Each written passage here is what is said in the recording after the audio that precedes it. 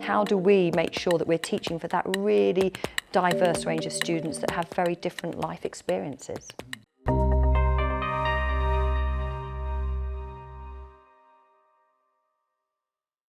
Welcome to the next episode of HE Matters Vodcast. Today we're going to be discussing how the HE sector has changed in recent years and what does this mean for both the staff and student experience. My name is James Hazzard and I'm Director of Learning and Teaching and Deputy Head for Education and Childhood. We'll just give a round of introductions, and with me we have... Hi, Cathy Minett-Smith. I'm the Dean of Learning and Teaching in the College of Business and Law. Antony Hill. I'm the Dean of Learning and Teaching in the College of Health, Science and Society. And Jackie Rogers, Dean of Learning and Teaching, again, in the College of Arts, Technology and Environment. Okay, thanks all. So just to start with then, building on the sort of topic that we're going to discuss, so what are your experiences in how HE has changed in recent years? I'm going to start. Can I start? Because I think it's not about how, I think for me it's not about how HE has changed. I think it's a lot about how students have changed. Right. And how then HE has to respond to that.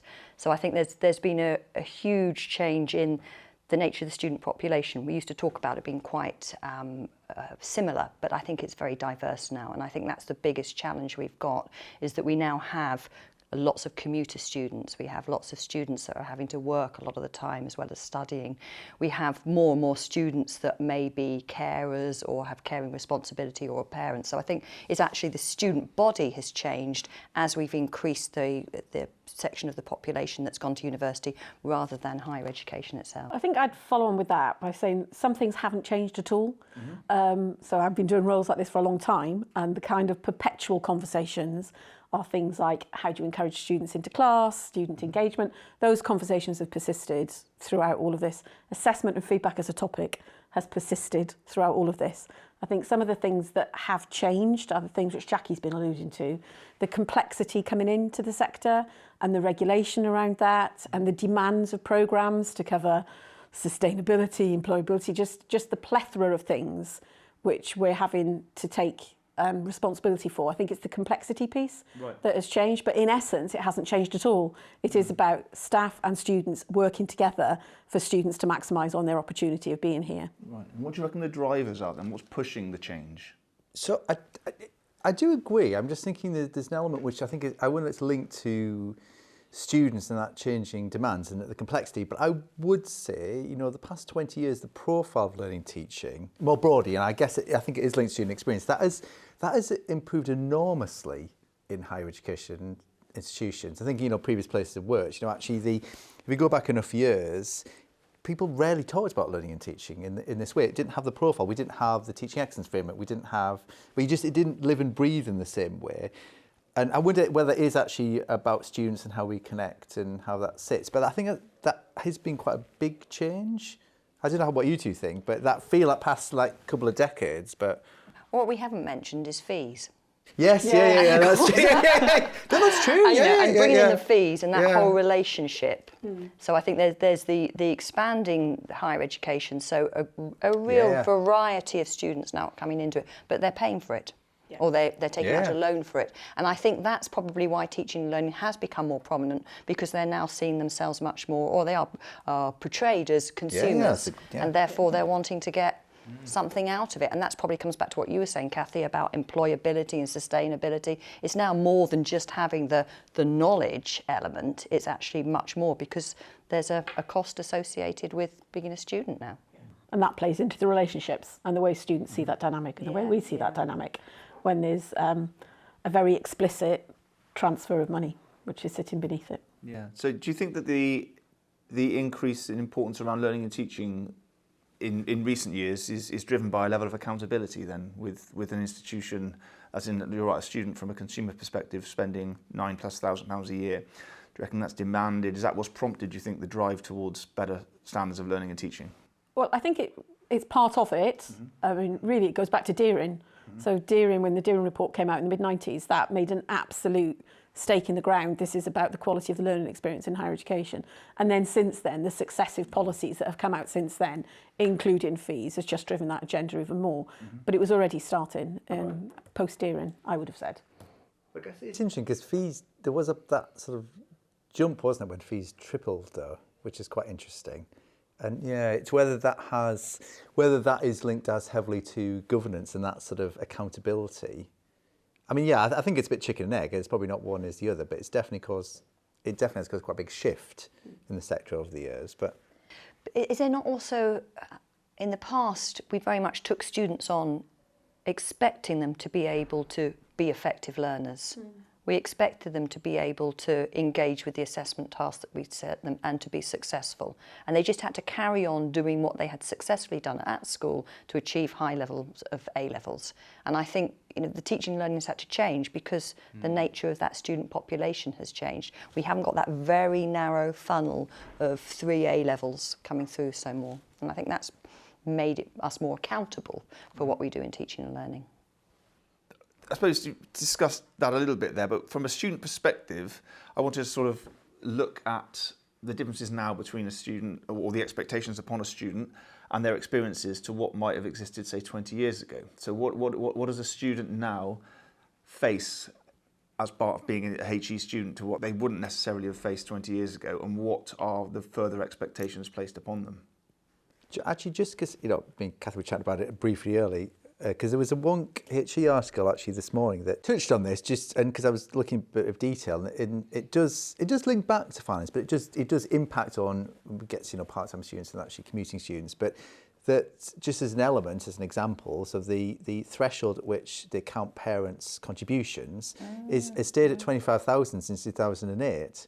So in other words, actually, the way that student finance works and the support they get in practice has really reduced over the years. And you couple that with the fee, although obviously a very big debate about the ethics of how fees work and loans, but actually the reality is the way student finance works is it is so much harder to get through university financially. Right. And that actually has such an enormous impact, because part-time work, which was a big topic, is one of the biggest things. And I think people sometimes forget or think, it's just because students want to have lots of money so they can go out and enjoy themselves. But actually, it's necessity, and that is hugely different to how it used to be. I think it's just having the time is different. You talk about the different type of student, is that it's having that time.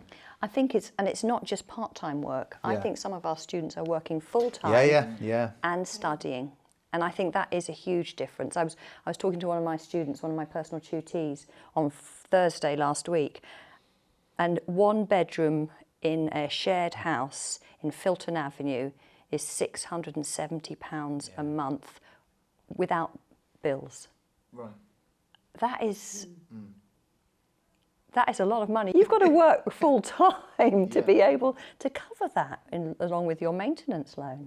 It's ridiculous. And I think that builds upon a point that I think one of you mentioned, that you're now beginning to see the student commuters that are coming to UE to study from elsewhere but living outside of Bristol because they can't afford to come and study and live in Bristol and study. Yeah, so now when they come onto campus, it's got to count. Yeah. They have very efficient understandings in their head of, I'm coming onto campus today and I need to get this and this done. Yeah. Because they might not be on campus tomorrow or the day after, because they're doing that cost trade-off between, do I go and do a shift in Tesco's, can I pay a second cost to actually come onto campus? So their demands when they're here and their expectation that they will get things done and cleared off their lists, I think are higher than they were 20 years ago. And I think that expectation that every time a student comes onto campus it has to add value is something that we probably need to work with staff on, because I don't think we've quite got that transition within the expectations of absolutely ensuring everything adds value to the student. Right.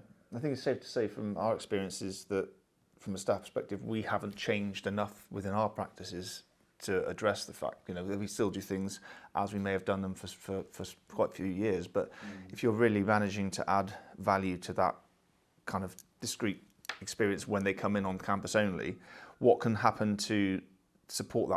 How does that, I'm not wanting to change the subject too much, does that support or move away from online or blended learning? Do students want a high impact in-person experience, or do you think they want I suppose a build-up of online experiences that can fit into their schedule?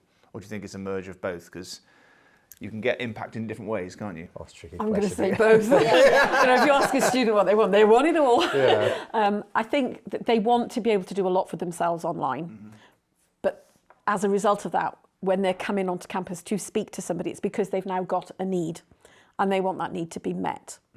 So I think that's the way it plays out. Right. So it's like carefully negotiated, and in that, you know, that you've got to build a student experience, I suppose, around a set of learning experiences that could be online and flexible, but then maximise the time in which then a student comes in, they can get that content that they need and that support. But I think because it is absolutely about, you know, we talk about the finance and how that affects students, but I think there's a positive side about how we do consider the experience a lot more than we used to in that sort of holistic way. Because I mean, I remember, you know, talking about how it's changed over the years. When I was at university, this wasn't the entire practice, but it did happen a lot, where you would turn up to lecture and you literally had the textbook, and the person at the front would literally read from the same textbook and write it on the board.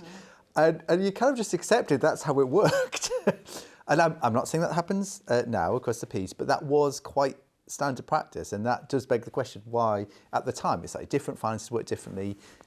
In my days, there weren't fees, so it was a very different space. There were still grants. So you could spend more time trying to absorb these things. But it's fascinating because then you look back and think, what was the actual purpose? I know that's just anecdotal. I know that's, but it's that. But I think we did a lot beyond that. But you know, what's the actual experience? I think as you've both been saying. So I think they bring a lot with them. Compared to when I was a student, you know, I wasn't working the hours that my students are working. I didn't have the pressures and demands outside that these students have. But that means they bring a huge amount of experience and a huge amount of information into that learning experience, which if we can tap into that, they've got an advantage over when I was a student, because I didn't have any of that to draw on, whereas they do. And I think that's really interesting, because I think they don't recognise how much they bring in from their personal experience. And some of the conversations we have is, how do you translate, having with a personal tutor, how do you translate working in Tesco's or what they've done during the summer, working wherever, how can that add value to their degree? How can they pull out the skills, the behaviours, etc., that will make them a stronger candidate for a job? Or how can they use that knowledge into their education and in their assessment? And I think they undervalue it, and maybe that's something about our messaging, about how we can value what the student does outside of the classroom in their personal life to bring into their being more efficient students, effective students. I think that's a superb point, actually, because it is that. No, but it's about the holisticness, isn't it? It's interesting. Just even that reflection between you we talk about back in the day and now is actually holistically what you did was your degree. That was so actually holistically that was. But actually, the point is you're doing much more. It's more broad. It's more complex, and bring it in. You're looking at the individual holistically. Yeah, it does. Yeah, it does make a lot of sense. So do you think that there's room to manoeuvre for us as academics and as an institution to draw on those experiences more then? Because I don't believe we do then, from what you're saying. From what I don't think we really bring those softer skills into their degree, but we expect the skills from the degree to filter into those softer skills. So it's how we can draw more from that. I suppose it goes on in some professional practice, but it's always their specific roles, isn't it, as part of their degree and not part of other areas. Okay, and do you see a natural evolution over the next 10 years then to where it's going, the direction that we're heading in? I think probably, not to digress, but I think, you know, the slight elephant in the room is really where the sector is at the moment, which does relate to student experience to an extent. I think some of the financial challenges of the sector, you know, will play out. You know, we talk about the 10-year time frame, because I would say that I think it's probably fair that, you know, discussion of finance and discussion of, you know, the monies in universities and that sustainability, that realistically has only happened in a more sustained way the past 10 years or so, when money's got slightly tighter and tighter. You know, the whole sector is at the moment having this sort of slight convulsion. How that impacts on the student experience that's a bit harder to predict, but I think that is quite a big, and not jumping to negative, but it is that sort of, that will continue to have a bit of an impact, because we're seeing areas of some subject areas closing because they look at sustainability, and it comes back to the value for money piece, I wonder. But I mean, maybe over the next 10 years the sector will begin to mature its thinking about what we mean by we are a knowledge economy. What does that mean? So when I was a student, I went to university and got filled up with knowledge. But we do less of that now. Now it's more about helping our students to ask the right questions, to go and find knowledge, or to the power of actually being able to say, actually, I don't know that, and that is okay, because that's probably where the future's going. Because knowledge is easier to get at. Knowing what knowledge you need to get at is what's changing, and knowing how to deconstruct that knowledge and apply it is probably where we're going. So I don't know, maybe no, I it's completely agree. I think the knowledge side of it, I was about to touch on how they can gain knowledge outside of university, such as digital media and things like YouTube, and how people sort of learn through podcasts and things like that. Do you think that has an impact on student perceptions of what classroom experiences are like and what universities are like, and are more people moving towards that self-taught element of education? I think that's back to Jackie's point, though, about the diversity of students that we've got. I think some students would probably have that understanding, or I can go and get the knowledge anywhere, and therefore coming into class expecting something very different, whereas some other students are still probably coming in with an expectation of, you're going to tell me what I need to know. Right. But I think most of them are I think the student population is still quite conservative, and it's very much their experience from school, because it's pipeline, isn't it? Yeah. So what happens in school very much will influence their expectations of university. They're thinking they're taking their subjects further forward. So if they have if a curriculum at school is very prescriptive, which it is currently, then that's going to have expectations that they will be delivered this package of knowledge that is what they need to know. And I think one of the challenges we have is, or several of the challenges we have is, compared to when we were students, is the amount of knowledge out there is so much greater, and navigating that is so much harder. So I think our role is about curating it, but it's also the nature of that knowledge and verifying that knowledge. It was a lot easier when we were students. These are facts. This is the knowledge, the package of knowledge that we need you to learn. Now it's just very diverse.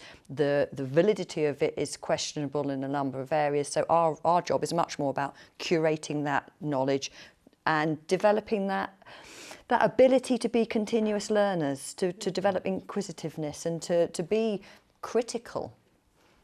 Because I wonder whether there is still thinking about it, and we have got a lot better at this, but I still think there is quite a hard shift when going from, sort of that level 3 to level 4, when you're transitioning to higher education, it still is, however well we manage it, quite a hard shift. And especially as the more secondary education has moved into that more sort of, it's not just about exams, but that, exactly as you were saying, Jackie, that very rigid, this is exactly what you need to do. It is still quite a hard shift to move into higher education, that independence. And I know we do a lot about supporting students, but it still is quite a hard shift to suddenly, and you see, we try and progress it through the years, but I still think that is quite the same in some ways. That's not necessarily even a criticism, but it's just there is something that is fundamentally different about higher education.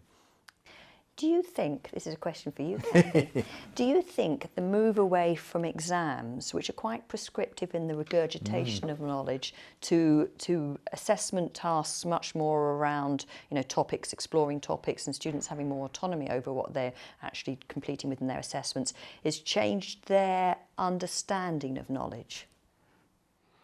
Well, that's a good question, isn't it? I think you need to put that into the context what we're asking them to do it in as well. So, I've got kids who are teenagers and early 20s, and that concept of, I don't know that, let me go and find out. I'll just Google it, I'll find out. That concept of, I don't know something, but I can find out about it, I would have said they're stronger at that than I was at that age. I think what's kind of unique, picking up on Antony's point about higher education, you put that in the context of higher education, and the person who's encouraging you to do that is also the person who's going to judge how well you did it. That's different to all of their previous education, where the person who made the judgment was this faceless, anonymous external examiner somewhere. Now, all of a sudden, the person that they're talking to and building a relationship with is the person who's going to make the judgment about how well they did it.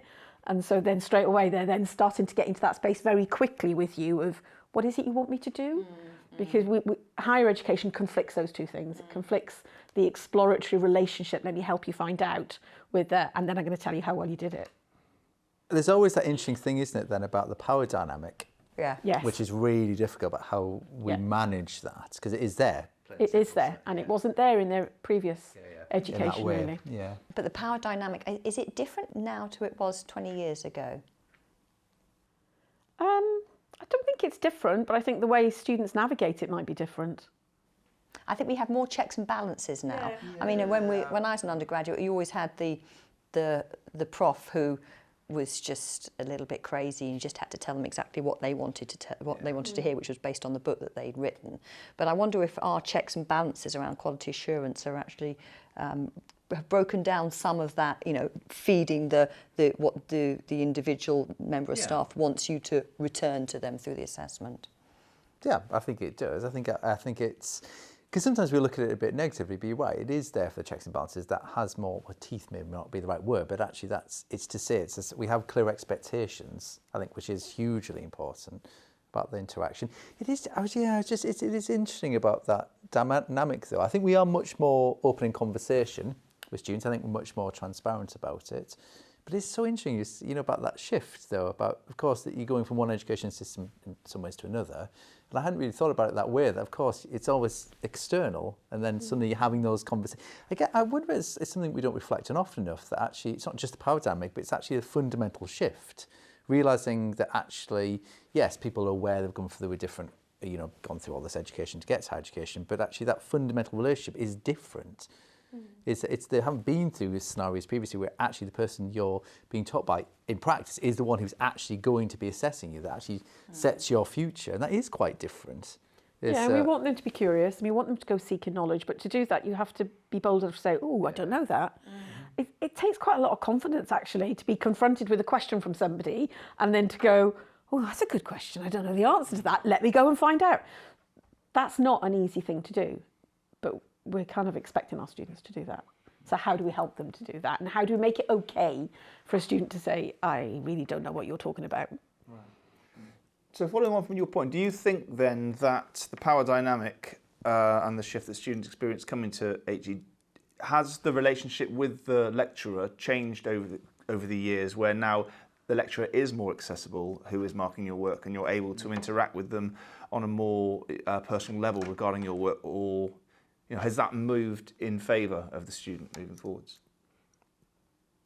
Because from our perspective as a school, I'd say definitely, but we have small groups of students. So, all of our staff are, situated within our S block and very accessible for students. And we really value that as part of the relationship we have with the students, just in developing them. But other areas obviously have 200-300 students. So is that a big factor? I think that are staff more accessible, more open to having those conversations and engaging with students? Yes, I think they are. But then I think it comes back to the initial point that the student body has changed so significantly. So it's those students that are in the building at the time to meet the staff, that they're in those sort of interstitial places between lectures and seminars that can engage with staff. But the students that are coming in for the lecture and then going back because they've got a shift, they don't have those opportunities. So I think there is a division again around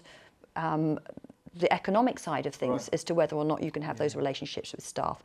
And I think also for some staff, because we're talking a little bit, I think, about the impact of staff, we've talked about students struggling to live in Bristol and having to move from Yorkshire to go and live in Newport so they can commute from Newport to Uwe, because they're commuters.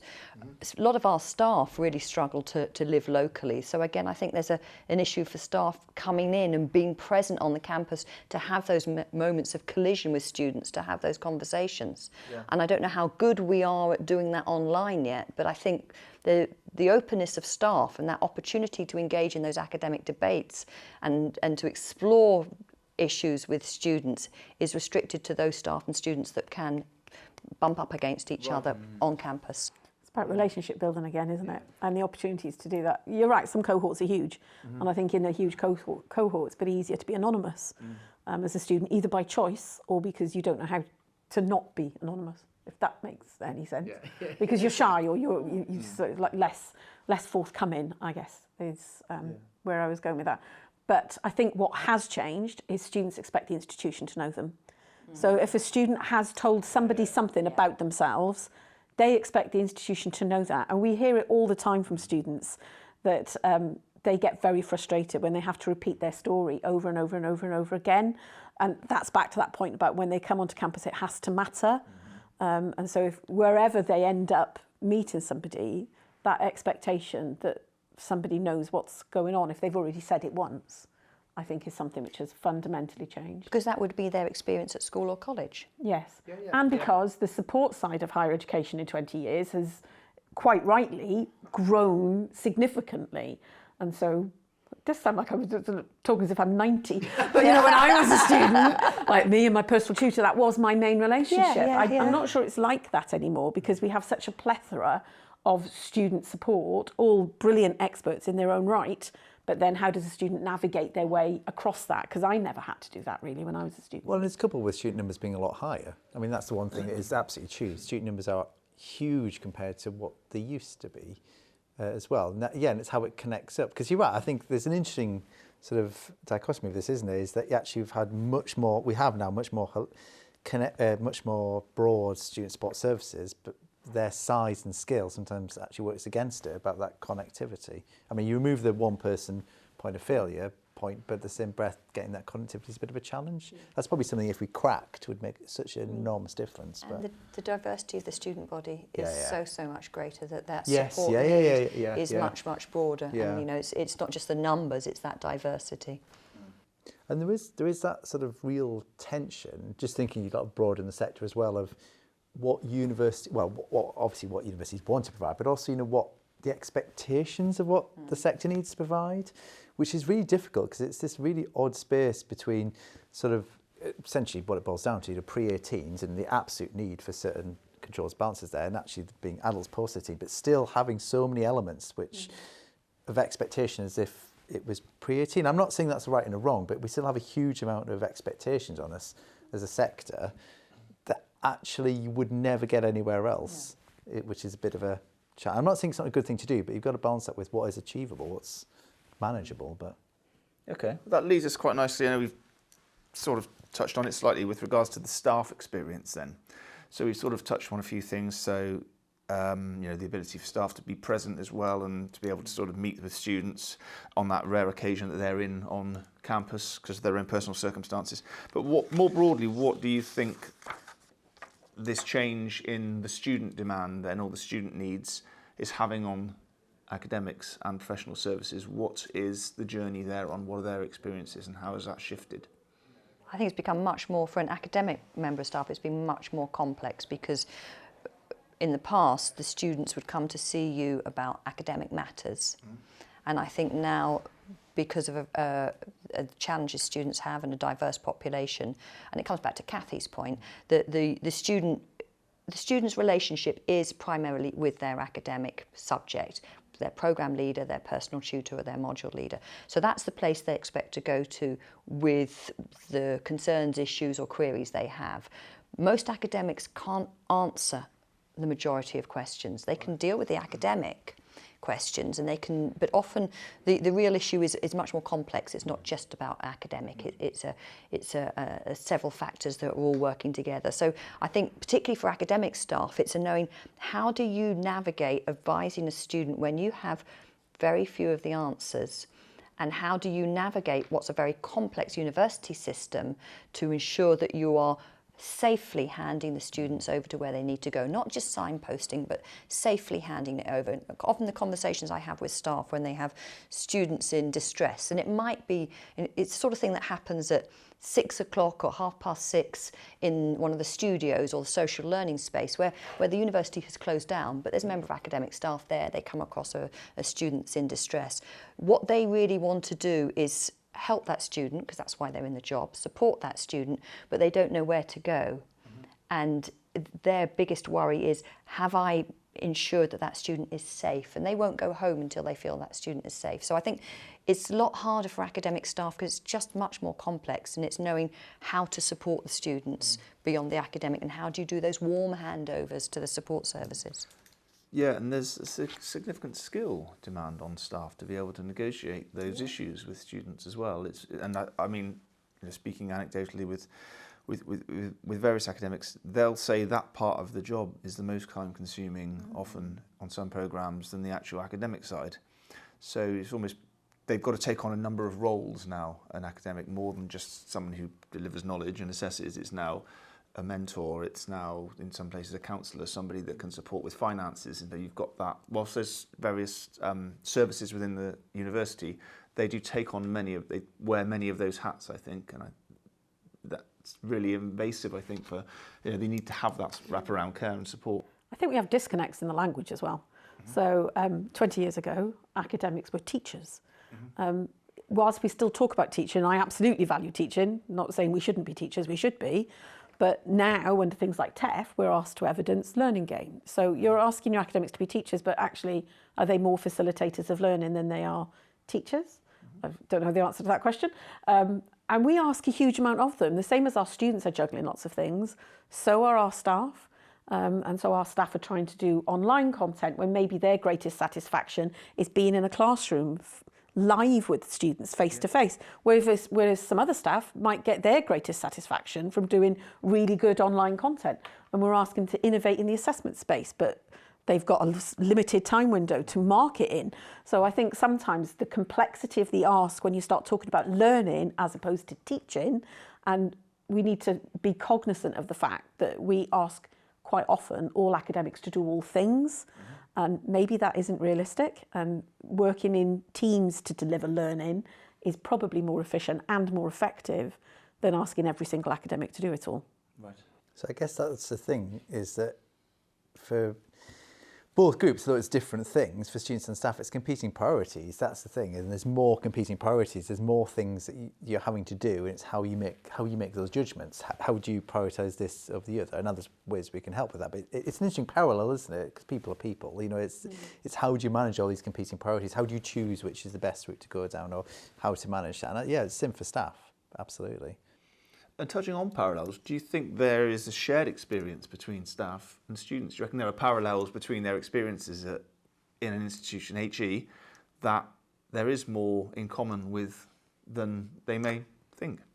I think an example someone said was about how we had a student contact a programme team saying they didn't want to receive emails on the weekend.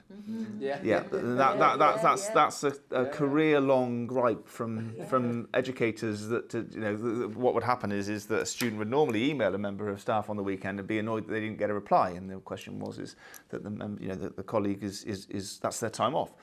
But now I think there is no time off, so it's people are working more weekends and they're communicating on weekends, and if you're working all week, you do want to switch off. So it's a very interesting parallels that we might want to reflect upon. I thought that was fascinating. That was a piece of student feedback that I saw, was that the students were requesting staff not to email them in the evenings and weekends.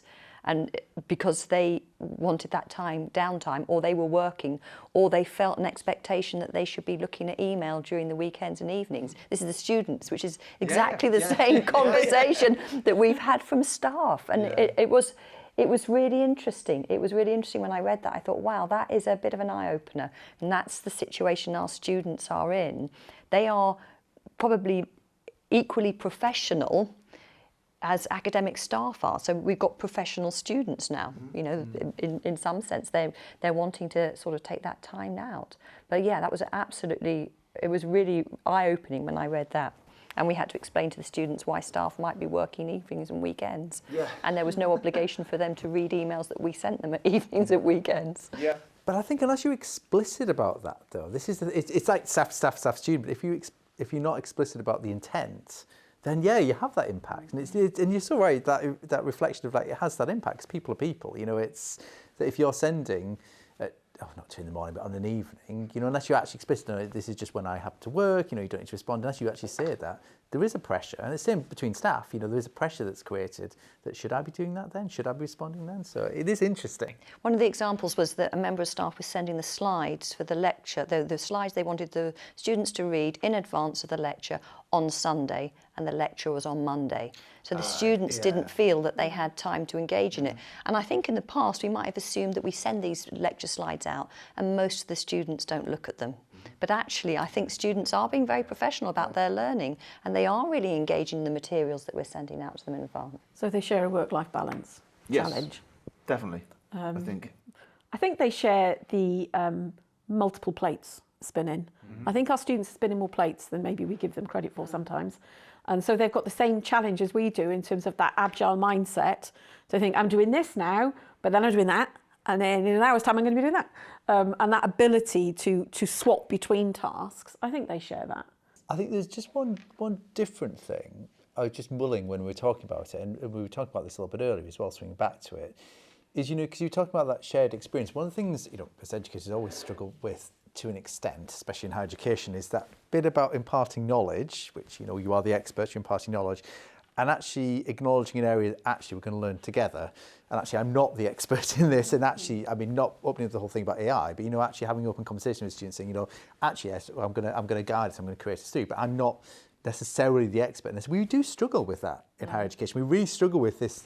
We're not, however open you are as a teacher in space, we do struggle with acknowledging, actually, we're not an expert in what certain areas we're talking about, and actually we're going to work on that together. And I'm here to help facilitate, I'm here to help curate. That is hard. And that is a difficult thing that we struggle with, I think, as lecturers and teaching. To be fair, we are expert in what we've done our PhD in, which is an incredibly narrow piece of work. And the rest of it, we are learning as the students are. And we probably we've got the foundations for that learning. We know where to go to get the information and to verify that information just a little bit faster than them. My favourite ever area I taught was, it was in medical physics a while back. But actually, the point about is I actually didn't have a background in that, but I knew how to learn about things. I knew how to create teaching materials. I knew how to create an experience. So that's what I did, and it was the most enjoyable. I always remember how enjoyable it was that I was learning, and I was open about it, saying, "Look, I'm here to help us work through it. I'm here to help create," and that was one of the best experiences I had. But I could have, had I been less experienced at the time, and if I go back in a few years, I probably would have done this. I would have pretended and not had that open conversation, saying, look, actually, my experience is about, how you draw stuff together, how we can do that. But that was very different to almost pretending, like, I know everything about this in every way. And actually that openness about questions, saying, right, okay, I don't know the answer to that, but let's work it out together. Much like you were saying actually about students earlier as well, and actually that being able to get past that fear of, and it's not that we don't know what we're doing, but you know what I mean? There's something about being open and transparent, I think. Okay, with regards to the staff, being an expert, a really interesting point there.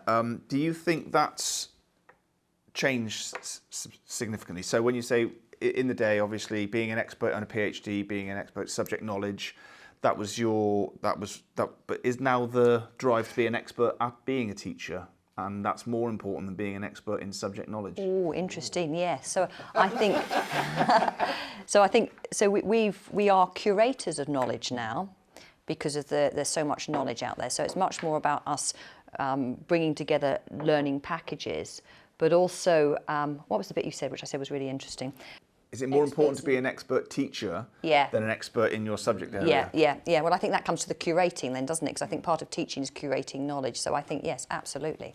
There is so much knowledge out there, and we are experts in such narrow areas. What we do is we use our enthusiasm and passion. I think that's the key thing from a teacher, to get the students engaging in the subjects. And so part of teaching is about that passion, enthusiasm, and curating interesting and engaging exercises. Put that with what Cathy was saying about every one of those has to add value, then we become very efficient and have to be very effective at how we teach and how we engage and how we instill passion and enthusiasm. Yeah, we're bringing that professional experience in. That's the thing that we actually bring in to make it work. But you're right. It's not as if, we're not saying that someone could just walk in on the street, happen to be a good teacher and teach anything. But at the same breath, you're right. That's the thing because this is the thing about teaching is, what do you really remember? You remember how it made you feel and the skills you picked up. That's the thing, which is quite interesting. But with your example earlier, when you said back when you were a student and somebody would write a chapter from a book they'd written on the board, and you would, or as a student, be writing that down. I mean, that wouldn't stand up to the first NSS score here now, would it? If somebody was teaching like that, even if they were the expert in their field, that wouldn't be... See, I would be much more controversial about that. You say it wouldn't stand up. It's all about expectations. I don't think, actually, it's all about... In the sense of, I'm not prejudging what it would be, but at the same breath, it is about... But that's what we expected. I know that sounds ridiculous, but actually, I don't think we would have said we were having at the time. It's only in retrospect with more experience you realise, but I would actually argue quite often it is about expectation. That was the expectation. So I think if we were asked the question, what was your experience like? We'd be like, so that's what you thought you were going to get. I'm not trivialising the student experience of the NSS. What I'm saying is it's interesting, but what you expect does make a huge difference. Do you think our students expect that? No, that's no. But then I suppose the expectations have changed. That's what I mean. Yeah. The expectations have changed. No, I'm not arguing that's the case for how we expect, but it does matter though. I think about what you expect to be happening. And how much do you think the changing student dynamic from a neurodiverse perspective has changed the way in which we teach then, obviously? Because again, that style of teaching and learning might be something you expected from a previous school, but now, even if you had those expectations, the kind of student preferences just far outweigh being able to learn like that. So I guess my question is there ever going to be a time when that is what you'd expect to get from a classroom session, I suppose? What, that sort of... I guess I'm trying to get to the point where that's how much it's moved on, isn't it? So when I say about learners, so that person that was teaching the session, for example, could have been an expert and the PhD and written the book, but they couldn't survive, they couldn't be able to deliver as the needs of the students wouldn't have now. It just wouldn't exist. So it's more than being an expert just in your subject. I think the difference fundamental there, I don't know if I hand over to Cathy and Jackie, is I think the difference between that and now, and it doesn't matter who the individual was, but it's the obviously didn't, and it's stuff we talked about before, is the pressures, also the expectations, but obviously what wasn't thought about is what is the experience of the students. Right, yeah. That was the fundamental thing about that sort of experience, is that's what they had to do. They had to turn up and teach. What the actual experience, what the student would be, didn't come into that. It wasn't that, because actually the drivers weren't there. And there's a little bit about personality and approach, but to be fair to them, that wasn't part of, and again, eventually actually becoming a member of staff there, it wasn't the student experience, actually how did the students learn, what was their experience, that never really came in. It came down to the personality of the individual and what they wanted to do at the time. So, but that is very different. We talked about that earlier, about the expectations are hugely different. The drivers, the checks, the quality balances, are hugely different. We've moved on a lot of the years from just about actually thinking about we do actually think about what is the experience of the learner, and that matters now.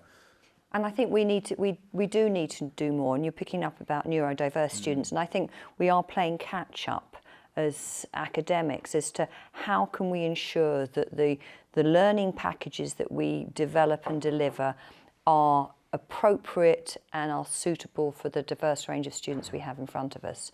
And I think that's the bit we really need to work on, so that we can really think about how can every student have equality of opportunity, because we still teach to a not as narrow as that you were describing, Antony, but we do teach to a relatively narrow group of students. If we think about it, we need to be broader. We need to really understand how to be effective teachers for a range of different learning styles and an assessment associated with that. I think we're probably a bit better with assessment, thinking about different learning styles for students, but I think the teaching element, we need to work more on how can we be as inclusive as possible in recognising the different types of students we have. And that might be neurodiverse students. It might be students that that week they can't come into the classroom, not because they haven't got out of bed, but actually that week they're having to look after their kids because their kids have got school holiday, or their kids are poorly, or they're not feeling well, they've got a chronic condition and they have to take some time out and feel better. So it's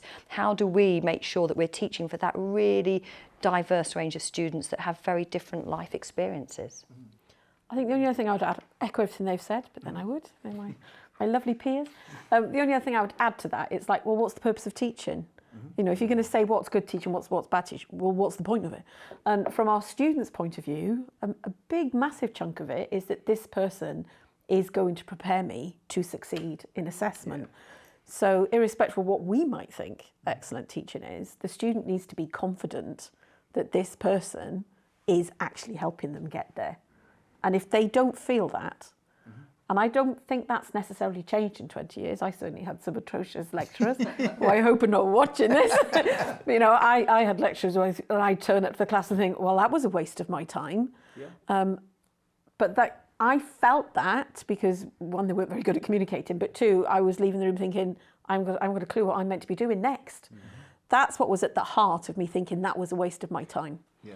here's an interesting one. So you sat through that class thinking that's a waste of my time. I think today students won't turn up to that class if they think it's going to be a waste of their time. And I think that comes to this difficult conversation we have with colleagues about attendance and engagement. Because students, whereas you probably thought, well, that wasted an hour of my time, I could have been down the student bar or in the whatever you were doing. Our students think that's going to be a waste of my time. I can do a shift, or I don't want to have to pay the bus fare or the train fare to get to UE for something which I think is going to be a waste of my time. So I think that's the difference. Yeah, and it's back to your earlier point. Whilst I might have thought that hour's session was a waste of my time, going into the building wasn't, because there were people around, I'm bumping into people and I'm talking to people, so the community was there. Yes. So the community side of learning was worth me turning up. Yeah. Even if I thought that particular lecturer, I really hope he's not watching this, even if I thought that particular lecturer was pretty awful. That ties it round nicely, doesn't it? It sort of answers our own question at the beginning, is why they come into university and why they would choose not to, and it's just not worth the investment of their time in getting nothing out of it. They can either just stick it online as they're on the bus or not show up at all. So really interesting. So to sort of draw things to a close, final sort of question is what are we doing about it, and what do we need to do about it? What are our next steps? One thing we haven't touched on, because we've talked really interestingly about the sector and the direction of travel, but obviously as institutions, also our job is to support staff in actually how do you do it. It's not just, because the one element which, again, we haven't touched on, just because it hasn't come up in this way, is that it's not about every individual reinventing the wheel, every single individual working out what to do themselves. You know, actually there is a thing about how we support staff in framing these, and that's, you know, how do we support staff, which we, you know, with assessment, how do we support staff with teaching styles? That's kind of a lot of the job, and that has been something that has developed a lot over the past few years, because even just like the first steps in a lecturer's journey, it's not that many years in the great scheme of things we've actually had teaching qualifications in higher education. I mean, it's okay, not in our 90s yet, but you know, but it hasn't been that many years in the great scheme where we've actually had expectations about having a teaching qualification of some sort. Now, I know that's only your first stage of your journey, but I think there's a huge amount there's a huge amount to do, but I think that's sort of how we support staff, you know, what good practice is, those expectations, that's kind of fundamental to that, especially as things change as well. I think there's something for us to do about ensuring that we listen to the student voice. And I'm you know, I know we hear the student voice through this, you know, through course surveys, through the NSS, etc. But I think there's a piece of work about us really getting to understand what the complex life is like for a student. And I think if we as staff, if the staff body have a better understanding of how challenging it is to be a student today, and I don't think we necessarily do really understand that, particularly for the most challenged students, because they're not here for us to have those conversations. I think there's something we could really wake up ourselves to what it's like to be a student today with the current concerns we have about fees, about the maintenance loan, which is, you know, it's been stagnant for a long time. You know, we see these figures in Wonky about percentage of students working. I think we see that, but do our colleagues see that? Do our colleagues understand how difficult it is to be to a student? And I think this might come back again to why students don't turn up. And we're having these conversations with colleagues. We need to help them understand the drivers which prevent students from coming in. It's not because they don't want to come in, it's because they probably can't come in, or they've had to make a really difficult decision not to turn up. So I think we need to understand our student body better. Okay. And do you think, I suppose also out from a staff perspective, what do we think what sort of progress do we need to make there? One thing that came out is just being able to join up the services, I think, being able to have a 360 view of a student that they do in other, you know, within further education. You know, when you type in a student's name, you can see all about the student. Whereas we've got to navigate all sorts of, and we need to sort of tie that together. But what would support the staff? What do they need moving forward, do you think? I want to come back to something you said earlier about the staff having to be so many things other than a teacher. I think staff don't have to be a counsellor, a mentor, to give certain support to students. They need to be aware and confident that they can hand students over to the appropriate services. We are specialists in teaching and learning assessment. That's where our expertise is. That's what we're employed to do. We're not employed to be counsellors. We're not employed to take on these other roles. We have much more qualified colleagues in the institution. So I think there's something about being really clear about where the boundary is between the academic and the professional services colleagues, and how the academics can then confidently hand the student over, so they focus on their area of expertise and the students are safely pointed in the direction for professional service expertise.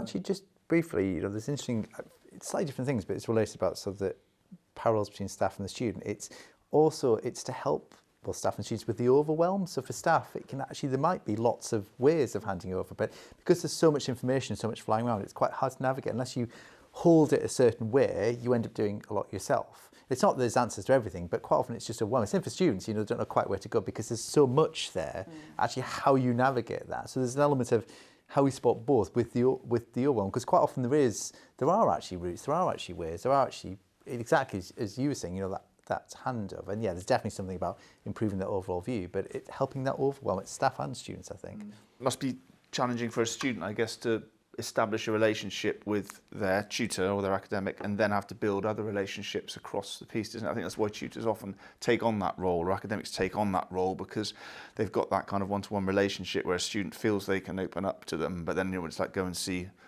a certain service and then you've got to go through that journey again, which can sometimes be a little bit challenging. So maybe that's why, you know, often academics might feel that they need to step in there. But I would flip that a bit, and I would say if it feels like part of one coherent team, that's okay. Yes. I think that's the challenge. I think when it feels like part of a team, and then it's all right, you know, it makes it, and that's, you know, when it feels that way, that's fine. But the problem is when it doesn't feel that way, that's when it's always going to be a stranger to an extent, but it's a stranger, it's someone who doesn't quite connect. That's, every institution struggles with that to an extent. Yeah. It's a different thing. But, you know, if you feel like it's part of that team, you know, everyone's connected, everyone talks to each other, that's better. But it's when it's not, that's when it's challenging. And that's the difference between signposting and handover. Yeah, I'd agree with that. When they go between different people and hear different answers to one question, that's... And that all needs to be fed back to the tutor and academic, so they're able to support the student. To be fair, that can also be between teaching staff as well. Yes, it can. That's the thing. It's not just a question of that, you know, that consistency. Are there any other points that you wanted to discuss? Say, well, we would be really great to get this point across. I don't know. I mean, the only thing I would say, something I said at the beginning, is I'm really passionate. I do think we move forward a lot. The profile of learning and teaching over the past, especially a couple of decades, I think it's a huge bit of progress that I just hope we keep building on. Because I think previous to that, the profile was it was so different in higher education learning and teaching. It just wasn't there in the same way. And I think there's still a long way to go, but I think we can keep building on that momentum, which is quite exciting. Thank you everyone for joining us for that session of HE Matters. The video will soon be published on our site, which we'd like you to like and subscribe, and we look forward to presenting some episodes in the very near future. Thanks very much.